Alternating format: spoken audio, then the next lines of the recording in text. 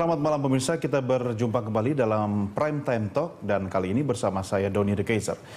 Pemirsa, kasus dana talangan Bank Senturi kini kembali mengemuka.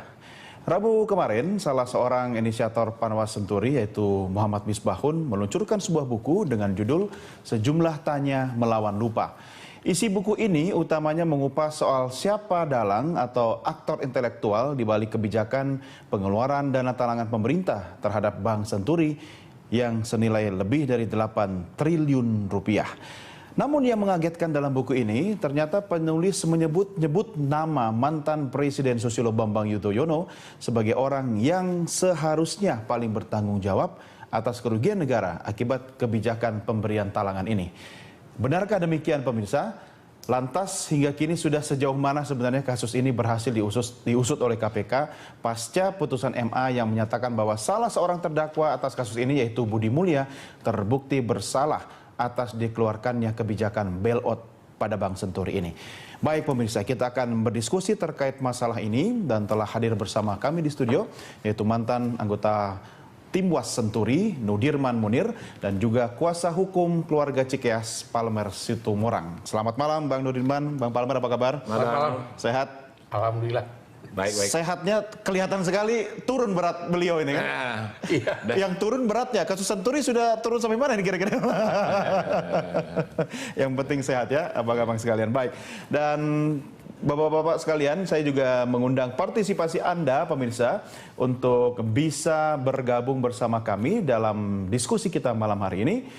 Anda bisa menghubungi nomor telepon interaktif kami lewat SMS atau juga bisa memberikan pertanyaan atau komentar melalui akun sosial media Berita 1 TV. Baik pemirsa, kita langsung mulai diskusi. Itu salah namanya. Kalau saya tidak pernah menyebut salah. Tulisan boleh salah Bang, tapi kalau menyebut tidak boleh salah gitu kan. Masalahnya begini, wajahnya beda sekarang. Lebih tirus gitu. Bang, bagaimana nih terkait buku ini? Saya minta komentar Bang Nudirman dulu nih. Jadi memang sempat ada ininya, covernya nih di Suara Pembaruan gitu kan. Saya cari-cari bukunya belum ketemu. Sejumlah Tanya Melawan Lupa. Ini memang saya juga agak kaget begitu kemarin waktu reshuffle masuknya Darmin Nasution sebagai Menko Ekuin.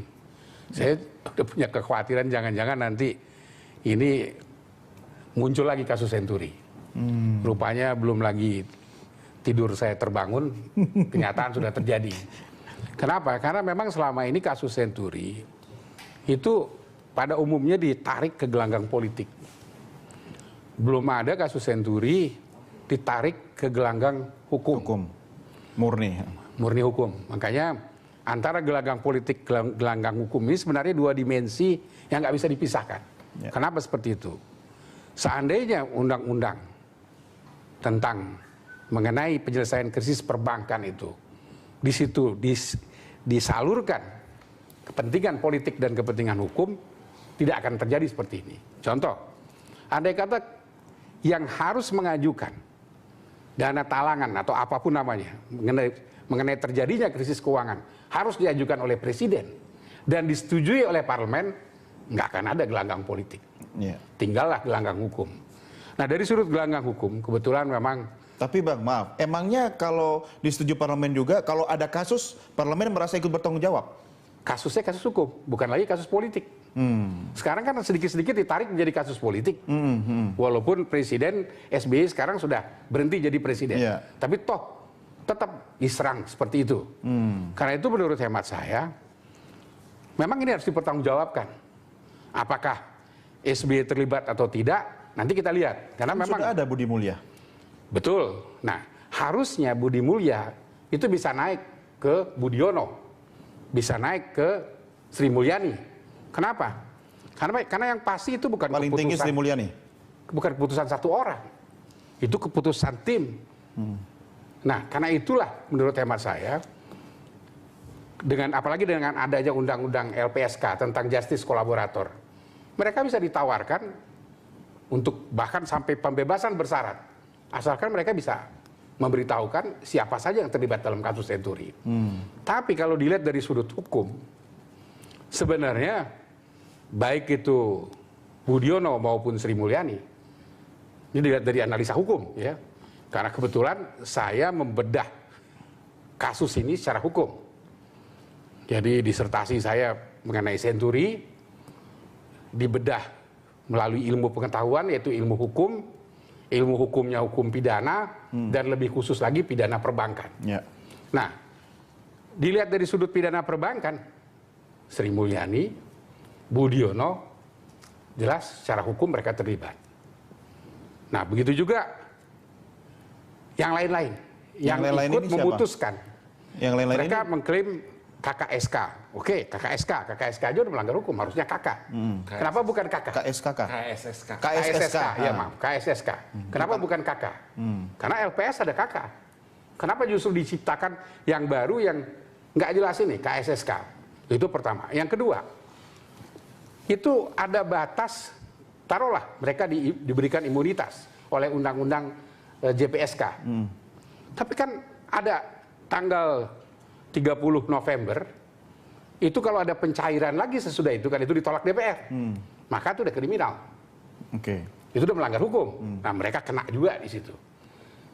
Belum lagi kalau kita lihat undang-undang tidak pidana korupsi, baik karena melawan hukum pasal 2 maupun yang pasal 3, bukan melanggar hukum, tapi merugikan keuangan negara. Mereka pun bisa ditindak secara hukum. Nah, yang terakhir menurut saya, memang pengembalian kerugian negara terlalu menyedihkan di sini.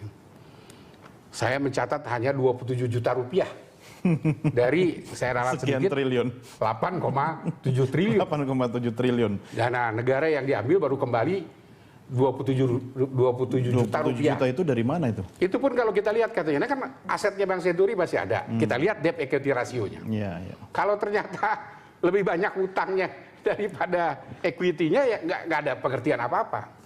Yang heran saya, kenapa setiap kita mengambil kebijaksanaan mengenai bailout atau mengenai penyelesaian krisis keuangan, kita selalu rugi. Padahal Amerika udah ngajarin kita. 7.000 triliun Amerika melakukan bailout. Contoh, Citibank. Ya. Citibank sahamnya dibeli oleh negara hanya dengan modal 0,97 dolar per lembar saham. Banknya bisa selamat, negara nggak ada masalah. 98. Iya. 2010 dia bisa menjual 34 US dollar per lembar saham. Negara diuntungkan, Untung banknya selamat. banknya selamat. Sampai ke Indonesia juga ya. Betul. Oke lah, itu lebih teknis. Kalau Bang Palmer sendiri bagaimana melihat terkait dengan ada asap baru lagi ini? Sepertinya api-api mulai diciptakan muncul di mana-mana nih. Ya, orang menciptakan bisa aja, media tentu sangat senang pemberitaan yang high profile ya. Nah, kalau Bung Nudirman tadi melihat, karena ini dua sisinya, dia politisi dan dia juga orang hukum, ya kan? Iya. Ini praktisi juga nih. Jadi cover both side lah. Cover both side kalau dia. Saya melihat pure dari hukumnya saja, Oke. bahwa ini kan sudah diuji secara hukum terhadap memidanakan Robert Tantular. Dan Robert Tantular sudah pun bersaksi di kasusnya Misbakun sebagai terdakwa waktu itu, dan kemudian bebas pada tingkat PK ya, sampai di kasasi waktu itu masih dihukum. Nah, ya bernasib baik keberuntungannya Misbakun itu sekarang dia mencoba mengutarakan, tapi saya mau fokus kepada apa yang dikatakan Misbakun dengan melihat sedikit, karena ini kasusnya kan udah lumayan lama ya. Jadi saya mau refresh sedikit. Apa Tapi sih banyak kasus juga Bang di televisi itu kok sinetron itu ditayang ulang gitu kan? Ya, begitulah. Jadi saya urai ulang bahwa keputusan bailout itu semula diduga seolah-olah ini datang untuk kepentingan pemilu memenangkan SBY. Karena padahal itu dengan memperalat Budiono nanti akan jadi wapres gitu. Dan tudingannya lebih keras lagi bahwa Pak Budiono itu sudah keyakinan dari Partai Demokrat atau Pak SBY mau memakai Pak Budiono ini karena sudah yakin hasil pemilu mereka atau Partai Demokrat bisa mengajukan calon tanpa meminta dukungan partai lain. Itu yang diberitakan, itu yang disinyalir di berita, dan itu juga yang sering dilansir di media. Dan itu juga sering diperdebatkan di DPR. Fakta hukum. Dan fakta hukumnya, menurut pengakuan baik Pak JK, Bu Sri Mulyani, maupun siapa yang saksi-saksi yang tim KSSK itu, keputusan itu mengenai pengambil alihan ini sudah diputus tanggal 28 November 2008. Pemilu legislatif seingat saya juga belum pada waktu itu. Jadi belum ditentukan apakah Demokrat bisa mengajukan calon tanpa melibatkan dukungan partai lain. Dari situ sorotannya udah Tapi memang kan Bang, miring. kita menabungkan untuk antisipasi. Enggak, artinya tidak membeli Pak Budiono untuk membail out dengan kekuatan Pak Budiono selaku Gubernur BI. Jadi tidak ada rasionya, karena pada waktu itu Partai Demokrat sendiri pun belum tentu mampu mengajukan calon presiden. Apalagi mau membeli Pak Budiono dengan cara membarter itu dengan jabatan. Mungkin Itu sangat kejam sekali Pak ya. Budiono, Final lah ya. tapi mungkin Pak Budiono juga melihat ada peluang. Nah, bukan. Jadi kita lihat dulu tata urutnya. Jadi pada waktu itu pemilu belum ada. Kronologis ya. Kronologisnya. Nah, kemudian keputusan itu diambil tanggal 21 November. Ya, tanggal 21 November 2008. Dan kemudian yang konon dilansir oleh Ibu Sri Mulyani mengirimkan SMS itu tanggal 25, itu perjalanannya Pak SBY dari luar negeri ke Indonesia. Tanggal 26 pagi disambut oleh Pak JK di Halim. Pak JK itu kesaksian di persidangan, ya, jadi supaya publik juga tahu. Jadi yang tarik-tarik boleh saja ya, kan? Yang sempat juga beredar SMS itu. Kan masalahnya SMS nih katanya. Oke. Tanggal 26 dilapor sama Bapak Presiden, ada masalah seperti ini begini. Kaget Bapak Presiden, kata Pak JK di pengadilan waktu bersaksi. Ya, kaget Bapak Presiden dan minta bikin terperinci dan tertulis. Saya mau dengar. Itu kata Presiden. Kata ditanya sama hakim, apa reaksi Presiden waktu itu? Kaget, gitu kan? Nah, Kaget beneran atau? Nah, kita nggak tahu lah, ya kan? Kita juga tidak, jangan seuzon juga, ya kan? Tetapi yang kita dengar itulah yang dikatakan Pak JK di persidangan. Oke, baik. Gitu. Bang, tahan di situ dulu. Ya. Kita harus break. Nanti kita lanjutkan di segmen berikutnya.